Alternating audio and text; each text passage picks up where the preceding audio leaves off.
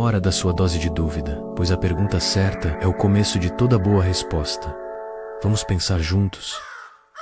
Existe uma corrente subterrânea na existência humana, uma inquietação que nos afasta do sono das certezas pré-fabricadas. É a curiosidade, essa força motriz que nos impele a questionar não apenas o mundo ao nosso redor, mas a própria estrutura do nosso ser. Nietzsche, com sua visão penetrante, nos convocou a nos tornarmos quem realmente somos. Mas, em meio ao ruído incessante das convenções e das verdades impostas, quem é esse quem que se esconde por trás das fachadas que construímos? Este espaço é um convite para desvendar 3 dúvidas filosóficas que atuam como um espelho, refletindo não a imagem que projetamos, mas a essência que reside em nosso âmago. Elas são os raios-x da alma, revelando aspectos profundos e frequentemente negligenciados da nossa verdadeira natureza. Longe de serem sinais de fraqueza ou falha intelectual, essas indagações são, na verdade, ferramentas de um poder extraordinário. São as chaves que destrancam as portas da autotransformação, abrindo caminho para uma existência mais autêntica,